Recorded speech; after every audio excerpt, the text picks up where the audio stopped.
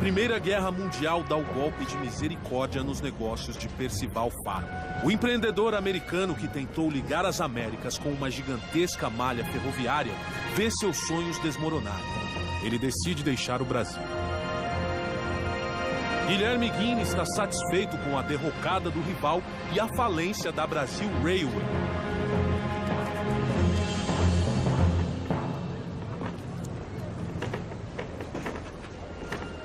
Dispense os estivadores.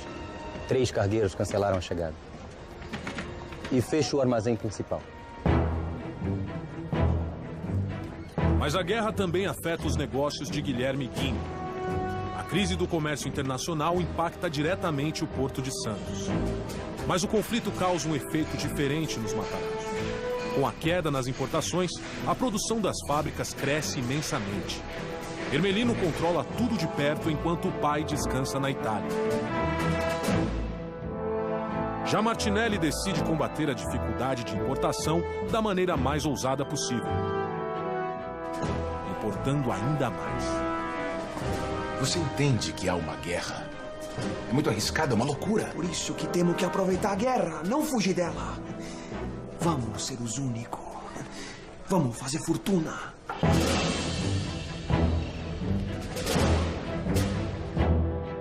No momento de crise, as regras do jogo mudam. E quem conseguir se aproveitar das novas regras vai enriquecer com o mundo.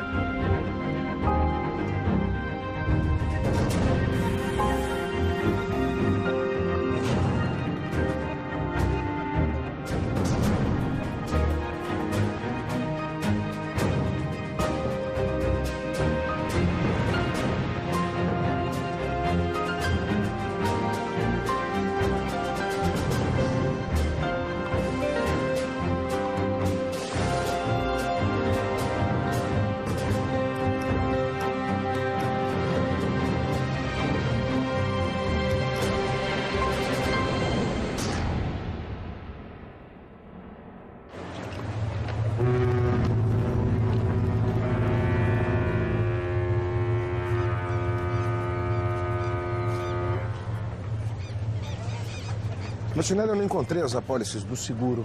Que seguro, Almeida? Como que seguro? Do campeiro, eu não encontrei. Você não encontrou porque o campeiro não tem seguro. Não há como ter seguro, Almeida. As seguradoras estão cobrando uma fortuna. Não vale a pena. Você deixou o navio zarpar sem seguro, você perdeu a cabeça. Se ele afundar, nós estamos na miséria, Martinelli, miséria. É, mas se ele não afundar, você será um homem rico. Após se associar a Mário de Almeida e abrir a própria empresa, Giuseppe Martinelli envia o Campeiro, seu primeiro navio, para a travessia comercial do Atlântico em meio à guerra. O tráfego de importação praticamente cessou no Atlântico. Isso fez com que a demanda interna precisasse ser suprida pela produção interna. No caso do Martinelli, é uma coisa mais ousada. Ele estabeleceu uma empresa e arriscava fazer um comércio Europa, Brasil mesmo, nas condições perigosas.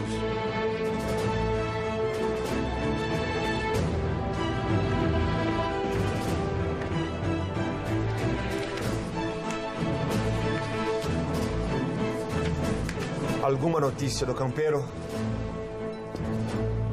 Moraldo! Senhor, ainda não. Talvez ele tenha...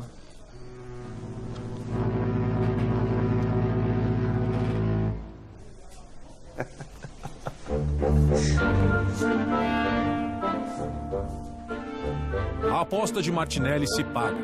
Após a venda de produtos brasileiros para a Europa, seu navio Campeiro retorna são e salvo, carregado de produtos importados. Martinelli e seu sócio fazem fortuna com a operação. A crise ela gera uma restrição a algumas questões, mas também ela te dá uma oportunidade para rever processos, para repensar formas, para encontrar soluções que talvez sem aquela pressão daquele momento a gente demoraria ou talvez nem fosse capaz de enxergar. Martinelli investe ainda mais nos seus negócios.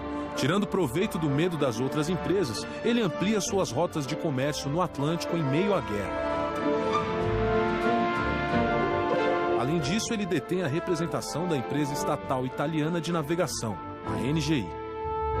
Isso lhe deu uma condição de quase exclusividade no comércio marítimo no período e realmente ele conseguiu crescer muito com isso. Em apenas um ano de operações transatlânticas, a Martinelli S.A. acumula uma frota de 11 embarcações. Seu crescimento na navegação chama a atenção de outros empresários italianos, como Ermelino Matarazzo. E alguns deles começam a questionar seus parceiros comerciais durante a guerra. Tá vendo? Eu não te falei que esse Martinelli era um vagabundo? Tradimento, senhor Martinelli. Sal para alemães. Alemães. Eles que na nossa terra matam nossos irmãos de fome. Uma vergonha. Senhor Carbone, são mentiras sem qualquer prova. Essas calúnias foram inventadas para provocar esse tipo de reação. Non ibabiare, Martinelli. Non ibabiare. É verdade, senhores. Não há nenhuma prova concreta. E o senhor Martinelli já se explicou. Realmente, senhor Matarazzo, não há prova. Mas não te fumo senza rosto. O senhor, por acaso, não é sócio de Mário de Almeida? Todos sabemos que Almeida é representante da empresa austríaca Kozulich. E a Áustria é aliada da Alemanha. O senhor tem conhecimento disso, não, senhor Martinelli? Va bene, mas isso não quer dizer nada. Que eu digo, não é possível. Ele ri da nossa cara.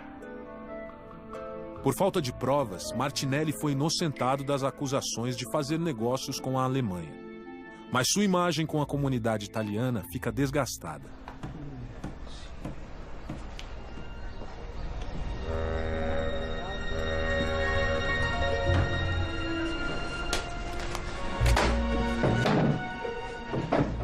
Quel coglione me enganou em público. Fingiu me ajudar enquanto me passava a perna. Ermelino Matarazzo, novo representante da NGI. Martinelli, você nem sabe se foi mesmo o Matarazzo. Esqueça essa história, vai. Não, Almeida. Eu não vou esquecer. Sem a representação da NGI, Martinelli é forçado a investir ainda mais do próprio capital na sua empresa de navegação. Ele compra mais embarcações sucateadas e as reforma para a perigosa travessia do Atlântico. Agora é a hora de acelerar. Você enxerga a hora de acelerar, nem sempre você está preparada para acelerar. Aí você tem que ter um fator que é primordial, que todo empreendedor tem, que chama coragem. Em 1917, o Império Alemão retoma a guerra submarina irrestrita no Atlântico. Todos os navios, até mesmo os civis, seriam torpedeados.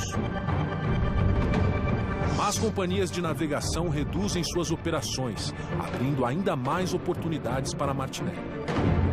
Licença, senhor. Eu venho falar em nome dos marinheiros. Eles pediram para falar com o senhor. Os riscos aumentam a cada dia. Nós precisamos de mais segurança. Antônio, seguro que temo basta. Mas, senhor, se algo acontecer... Antônio, se os homens estão com medo de trabalhar, eu entendo. Mas tá cheio de marinheiro procurando emprego nesses tempos difíceis. Aceite minhas condições ou não, pra mim, dá na mesma. O que vai ser?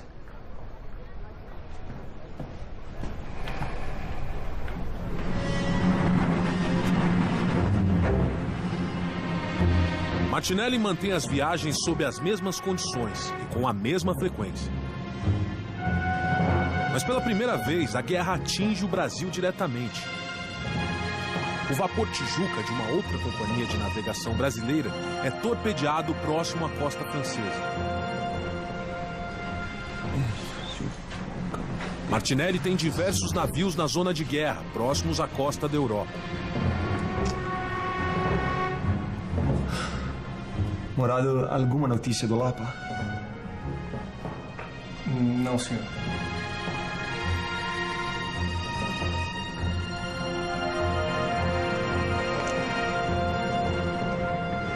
Já são 3 dias sem contato. Para controlar o transporte de produtos entre Brasil e Europa durante a guerra, Martinelli compra navios sucateados de Percival Fargo e inicia sua própria companhia de navegação. Representante da estatal italiana NGI, Martinelli monopoliza a rota Brasil-Itália. Mas acusações de que teria negociado com os alemães faz com que ele perca a representação para Ermelino Matarazzo. Essas calúnias foram inventadas para provocar esse tipo de reação. Ele se recusa a admitir derrota e aumenta ainda mais o número de travessias do Atlântico durante a guerra. Os riscos aumentam a cada dia. Nós precisamos de mais segurança. Aceite minhas condições ou não, para mim, dá na mesma. É uma jogada perigosa. E sem notícias do seu vapor Lapa há vários dias, Martinelli teme por seus negócios de navegação.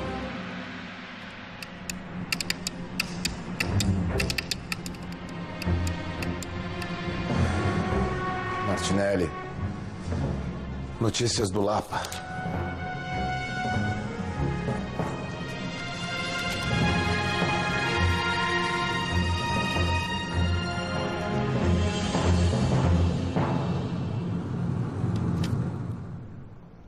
Afundaram o Lapa.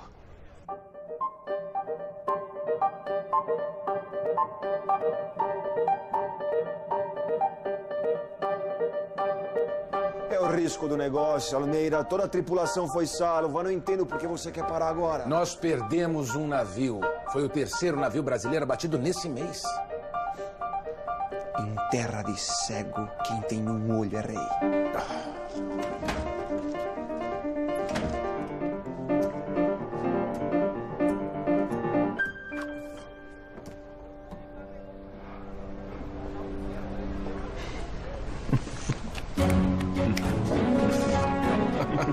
Por ser a única empresa disposta a se arriscar no Atlântico, Martinelli consegue, junto ao governo brasileiro, benefícios geralmente reservados a empresas estatais. Nesse mesmo ano, Martinelli transporta mais de 4.000 toneladas de café e cereais para a Itália e traz mais de 27.000 toneladas de produtos diversos da Itália para o Brasil. Cada travessia lhe rende fortunas. Num momento de guerra, onde o comércio internacional tem uma queda, a própria moeda nacional acabou sendo desvalorizada, criou-se um cenário em que essas importações tornaram-se mais difíceis. Só que isso é um espaço para oportunidades também. É um espaço novo para aqueles empresários que estão com suas indústrias crescendo e que têm recursos para novos investimentos, aproveitar e expandir para o mercado interno. As fábricas da família Matarazzo funcionam a todo vapor 24 horas por dia. Toda a capacidade de produção das indústrias é utilizada durante a guerra. Depois de 2 décadas de investimentos em infraestrutura industrial, o Império Matarazzo agora é insuperável.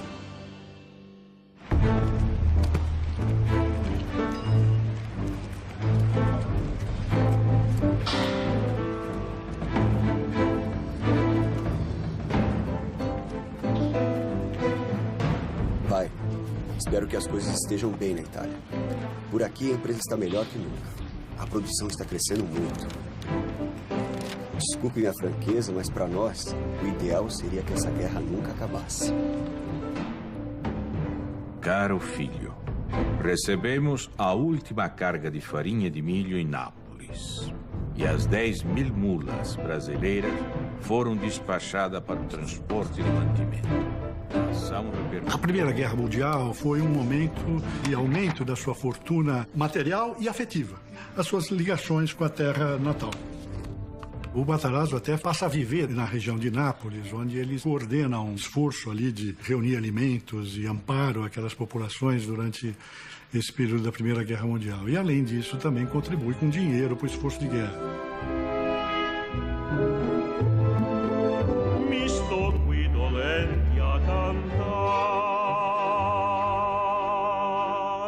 metti anche tu la veste bianca e schiudi l'uscio al tuo canto, ove non sei, la luce manca, ove tu sei. No Brasil,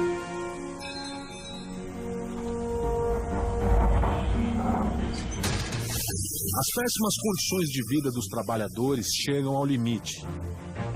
O movimento operário ganha força no país. Há um começo de sindicalismo, que é trazido também do sul da Europa, que são especialmente da Itália, Espanha, Portugal, onde prevaleciam os anarquistas. Começa a maior greve geral que o país já viu. Em plena Primeira Guerra Mundial, poucos meses antes da Revolução de Outubro na Rússia, aqui em julho de 1917, houve praticamente uma tomada da cidade pela classe trabalhadora, que era numerosíssima. Você tem a explosão disso em 17 e vai até 19. É um período forte onde a classe operária vai para a rua defendendo o direito de ter direitos. O movimento se espalha pelo estado e pelo país. Os portuários da Companhia Docas de Santos, de Guilherme Guinle, também interrompem o trabalho. Senhores, por favor, senhores, por favor. Essa discussão é completamente infrutífera. Greves são greves, não há culpados. Todos aqui sabemos que o senhor Matarazzo é o mais popular dentre os empresários presentes.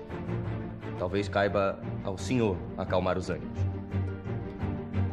Senhores, vocês estão preocupados demais com isso, é? Essas coisas se resolvem por si só.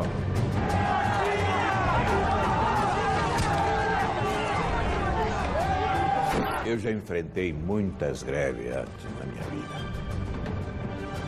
Eu sei como dialogar com os operários.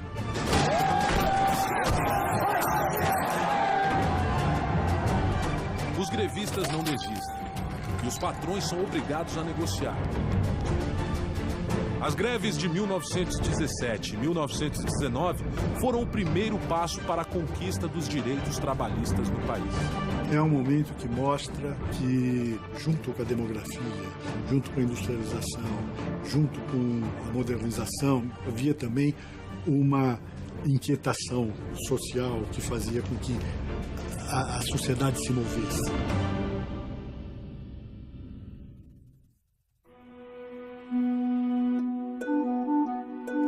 A Primeira Guerra Mundial, em 1918, chega ao fim com um saldo de milhões de mortos. Nos 4 anos de guerra, a Martinelli S.A. acumulou uma frota de 22 navios e se tornou a maior companhia de importação e exportação do país.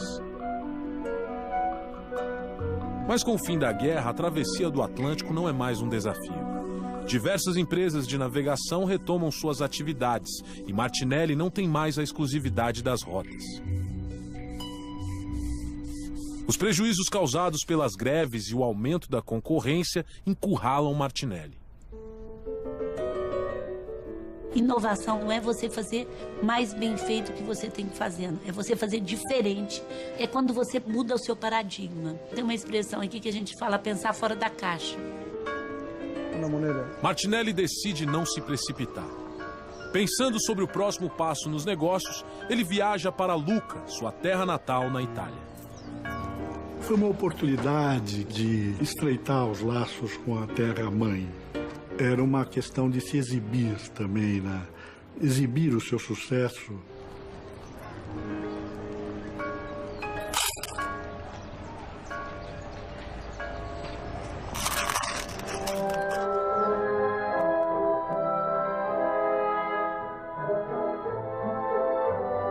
Mas está muito jovem para se aposentar, não, Francesco? Não, Lídia, não. Eu já estou cansado, para mim chega, sabe? Isso é coisa para quem é jovem, que nem meu filho. Sabe, Lídia, que trabalhar tanto para juntar um patrimônio como eu, dá trabalho, cansa. Mas, graças a Deus, eu agora já estou tranquilo. O Ermelino, sim, ele é corajoso, é inteligente, tem cabeça boa para as coisas. E tenho certeza que o Ermelino vai ser um grande sucessor. Eu sou seguro disso.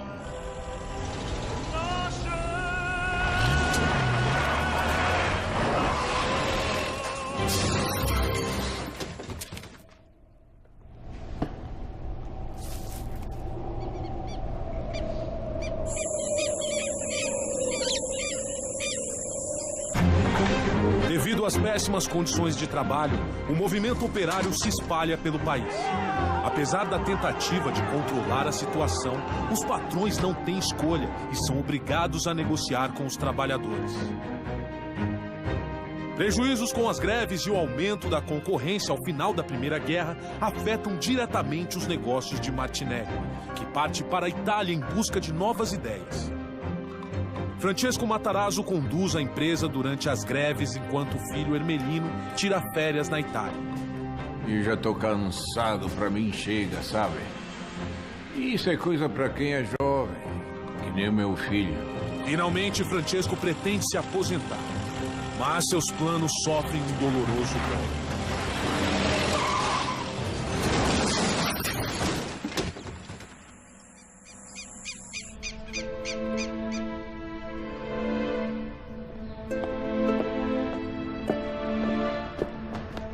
Senhor Matarazzo.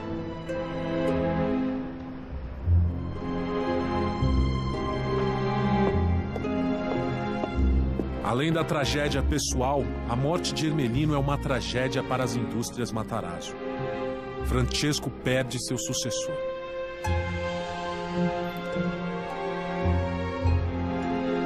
Questo adesso è tuo, Francesco. Sei il capo della famiglia. Agora, o chefe da família é você.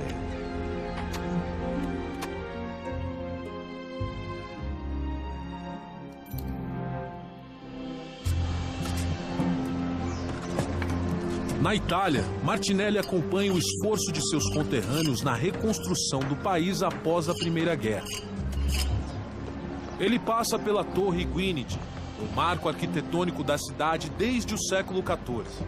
A cidade se notabilizou pelas torres antigas da Idade Média, que eram para defesa militar, e com o tempo as torres começaram a significar o poder. Ele era muito pobre e ele cresceu vendo esses palácios que eram os ricos da região. Então ele se ligou muito nessa arquitetura. Ele é um toscano que viu a arte desde criança. Martinelli é fascinado pela construção. A torre italiana o lembra da mansão Matarazzo na Avenida Paulista, o símbolo do triunfo de seu conterrâneo.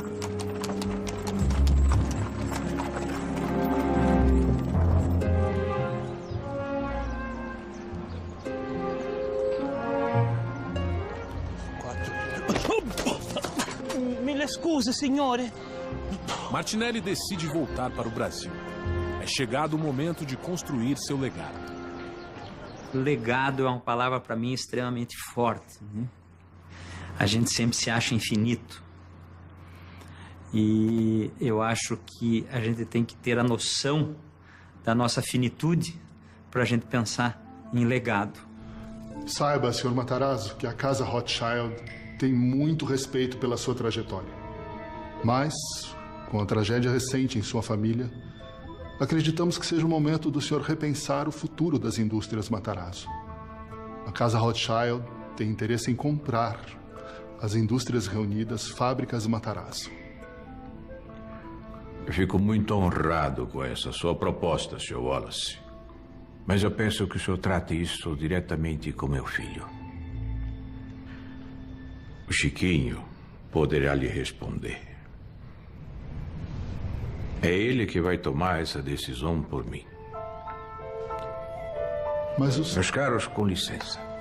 Eu tenho uma outra reunião para participar. Permisso. Sem Ermelino, Matarazzo decide testar Chiquinho para ser seu novo sucessor. A perda do primogênito, que seria o receptor do seu legado para dar continuidade ao projeto da família, a partir daí sim, isso o debilita. E me lembro muito bem quando houve uma tentativa de compra na nossa empresa em 2008, quanto aquilo me machucava. Como é que eu vou vender isso que eu construí? Mas como vender tudo? Desse jeito será impossível competir. Martinelli. Eu não preciso ser dono de barco para continuar navegando, Almeida. Vamos vender tudo, inclusive os estaleiros. Me avise quando tiver tudo arranjado. Martinelli mantém a empresa de importação e exportação, mas vende todos os seus navios. Com o dinheiro, ele compra o centenário Café Brandão, um dos mais populares pontos de encontro de São Paulo. E em seguida, manda derrubar. Inspirado na história e na arquitetura de Lucca, Martinelli alia um ousado plano de negócios ao seu desejo de construir um legado. Ele inicia a obra de um imenso projeto imobiliário no centro da cidade, o Edifício Martinelli.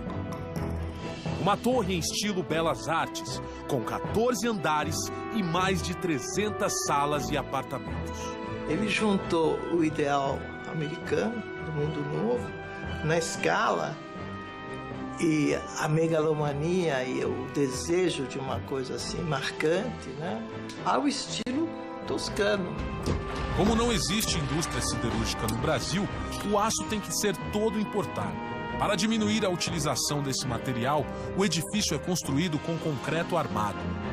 É a maior obra desse tipo do mundo. E era um ideal também de luxo, era um sonho dele, né? Transformar a mentalidade de uma cidade que está crescendo com uma obra de arquitetura.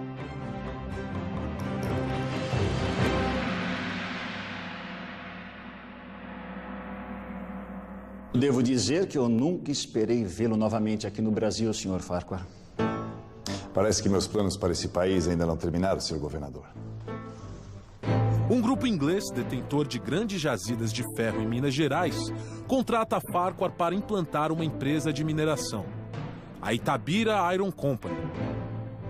Farquhar volta ao Brasil para cuidar pessoalmente do empreendimento.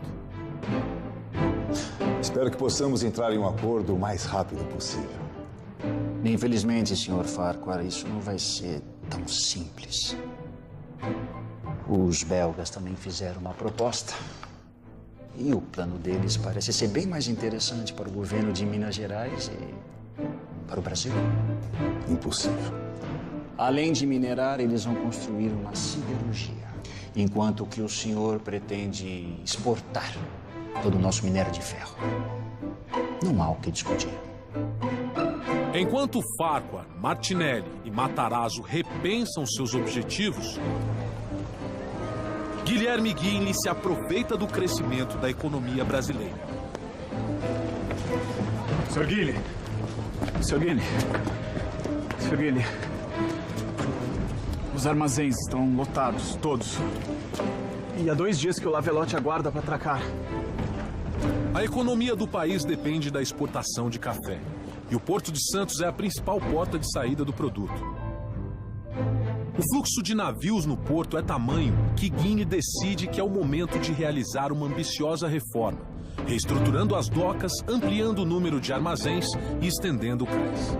A década de 20 é uma década muito favorável para o desenvolvimento industrial brasileiro. E o Brasil reproduz um pouco os movimentos da economia internacional. Quer dizer, o crescimento americano autoriza que a gente possa exportar mais café, por exemplo. Aquilo que era, até a Primeira Guerra, fundamentalmente uma produção de bens de consumo para atender o trabalhador, pode agora pensar em uma estrutura um pouco mais sofisticada, com crescimento de empresas, indústrias, setor imobiliário. Amaral, não me interessa quantas vigas por tonelada. 14 andares não me basta. Eu preciso de 20. Comendador Martinelli, a fundação foi projetada para 14 andares. Mais que isso, impossível. Amaral, é muito simples. O Sampaio Moreira também tem 14 andares, mas está num ponto alto da cidade. Resultado, ele parece maior. Eu não vou gastar uma fortuna para ter o segundo prédio mais alto de São Paulo. Vamos mudar o projeto agora. Eu não vou sobrecarregar a estrutura. Ela não vai aguentar. Va bene. Se você não vai construir, eu vou encontrar quem construa.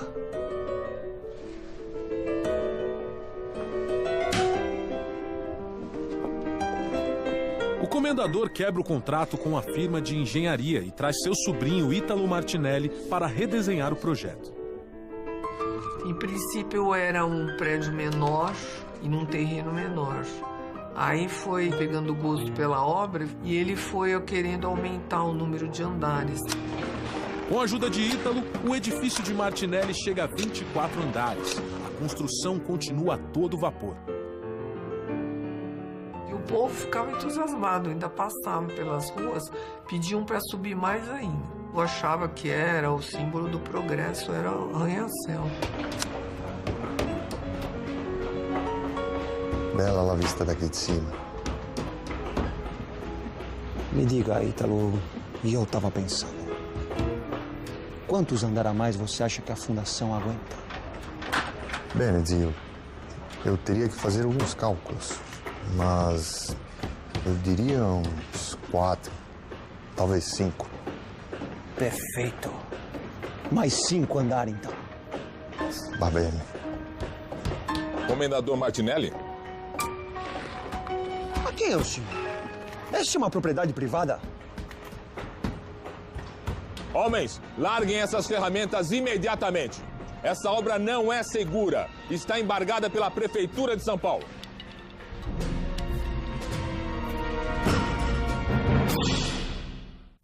Em meio a uma economia acelerada, Matarazzo perde seu filho Ermelino num acidente de carro. Ele decide testar o filho Chiquinho para ser seu novo sucessor. Martinelli reduz drasticamente seus negócios de importação e exportação. Eu não preciso ser dono de barco para continuar navegando, Almeida. Vamos vender tudo. E investe pesado na construção de um arranha-céu na cidade de São Paulo. O edifício Martinelli. Mas justo quando seu monumento está alcançando alturas sem precedentes... Homens, larguem essas ferramentas imediatamente. Essa obra está embargada pela Prefeitura de São Paulo. Não há mistério, é matemática. A fundação foi calculada para 14 andares. Eles subiram 10 a mais. É mais peso que a estrutura aguenta. A declaração dada pelo primeiro engenheiro do prédio causa polêmica. A imprensa publica uma série de artigos sobre o risco de o prédio desabar. O medo do desastre é tamanho que pedestres começam a evitar a calçada do Martinelli. Para rebater as críticas, Martinelli se muda ele mesmo para um dos andares já construídos mais altos do prédio.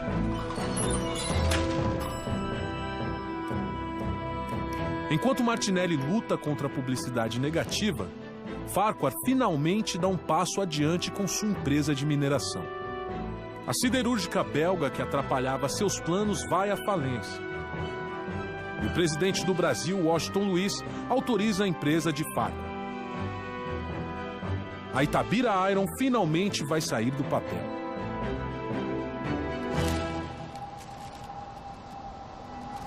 Em São Paulo, a obra do edifício continua parada. A cada dia de obra parada, os prejuízos do comendador se acumulam. Era uma polêmica da cidade. Ele estava muito magoado com isso. Ele tentou apoios financeiros e não conseguiu. Quer dizer, ninguém quis participar dessa aventura. Tenho certeza, Chateau. Meu sobrinho que fez os cálculos. O Martinelli é o prédio mais sólido de São Paulo. Você precisa dizer isso ao povo, comendador. Quem decide se a obra para ou não é o povo. É por isso que te chamei aqui. Chateaubriand, conhecido como Chateau, é um magnata brasileiro dos meios de comunicação e pode virar o jogo para Martinelli. Martinelli cria um teste estrutural noticiado pelos jornais de Chateau. Ele prepara uma coluna idêntica às do edifício. E a cada 24 horas colocam uma tonelada de ferro sobre ela, recriando as condições da obra.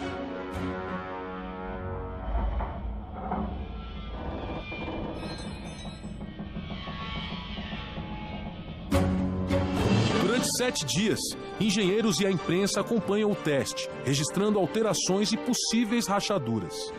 O edifício Martinelli é o assunto do momento. Não pude aceitar a proposta, papai. Não nos restaria nada, a não ser o capital de venda da empresa. Tentei negociar, mas eles são bastante irredutíveis. Ingleses. Bom, senhores, eu tenho que ir. Senhor Tavatini, mi piacere di vederla. Stasera, papà.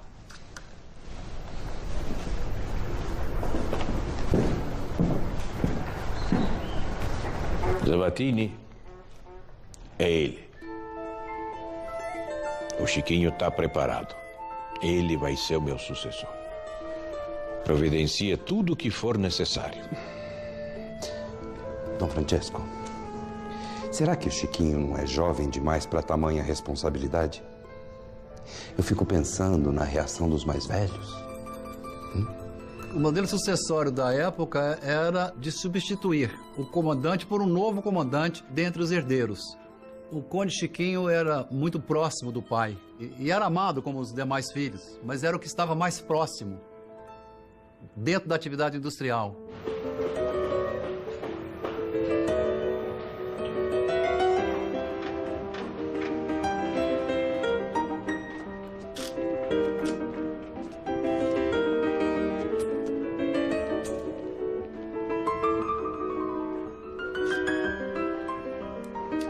Caros jornalistas, há apenas 30 minutos finalizamos o teste estrutural do meu prédio.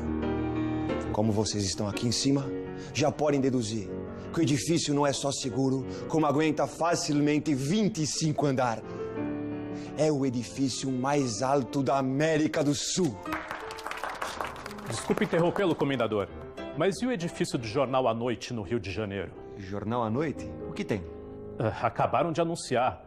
O edifício do jornal terá 95 metros e o vosso prédio atualmente tem 90 metros.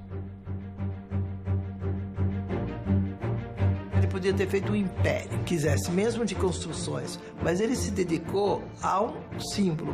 Digamos que você vai pensar num exibicionismo, mas eu vou me exibir numa conquista, não vou me exibir numa riqueza, né? Construir por cima. Edil, do prédio. Precisa reforçar essa estrutura. Não precisa, depois a gente testa isso. Faz aqui o que eu tô falando. Martinelli não aceita ficar para trás. Utilizando materiais de estrutura mais leves, ele manda construir um palacete de 5 andares no topo do prédio. A Vila Martinelli.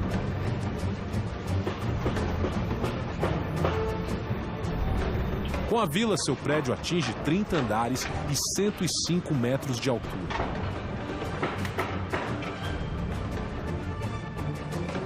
Com 960 salas, 247 apartamentos e pesando 580 mil toneladas, o Martinelli é um gigante de concreto armado no centro de São Paulo.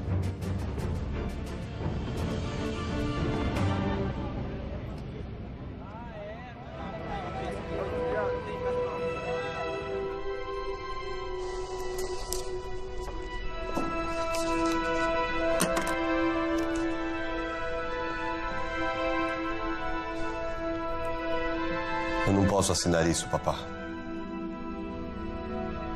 Você vai assinar. Eu tomei essa decisão pensando no bem-estar de toda a família. Eu entendo a sua angústia, papá. Mas eu não concordo com a sua escolha para a presidência. Não sei como isso possa ser para o interesse da família. Assim como Andréa, outros filhos de Matarazzo têm dúvidas sobre a escolha de Chiquinho. A família entra em conflito.